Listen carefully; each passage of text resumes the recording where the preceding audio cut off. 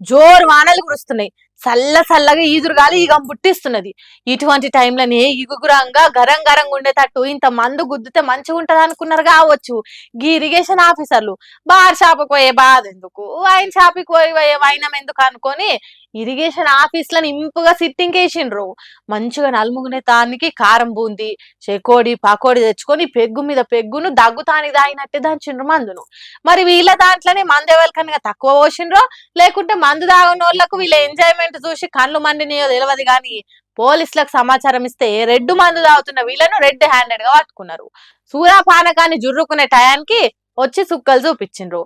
జెర్సేపు అయితే కడుపులో పడే మందు మట్టి కొట్టినట్టు చేసిండ్రు. ఇది మాత్రం పోలీసులకు న్యాయం కాదు.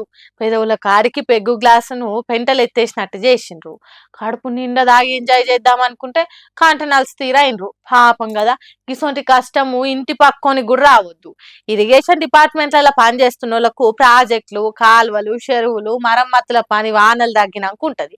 అందుకే జరసేపు మరమ్మతులు పక్కకు పెట్టి మత్తుల మునిగే పని ముంగటేసుకుర్రు.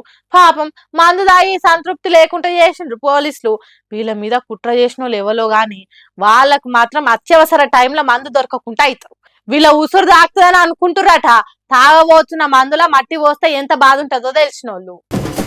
ప్రేమంటే సులువు కాదులే, అది నీవు గెలవలేవులే, చూసేందుకు చక్కనైనది తాకావే బగ్గుమంటది అని ఖుషి సినిమాలో పవన్ కళ్యాణ్ భూమిక వాడుకున్నట్టు ఈ అక్క తన ప్రేమను దక్కించుకోను ఎంత దూరమైనా పోయింది. ప్రేమించిన ప్రియుని దూరం చేసుకోలేక దొంగగా మారింది. ఎంతటి స్వచ్ఛమైన ప్రేమో చూడండి అక్కది. ఛత్తీస్గఢ్ రాష్ట్రం కాంకేర్ జిల్లాలుండే విశ్వకర్మ అనే గీ పిల్లగాన్ని కరుణా పటేల్ అని ఈ బుజ్జి గాఢంగా ప్రేమించిందట.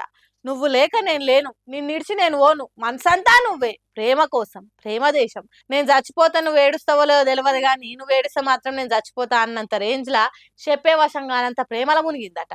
మునిగితే మంచిదే గాని మన హీరో విశ్వకర్మకు బైక్ కావాలని కాయసు కుట్టిందట.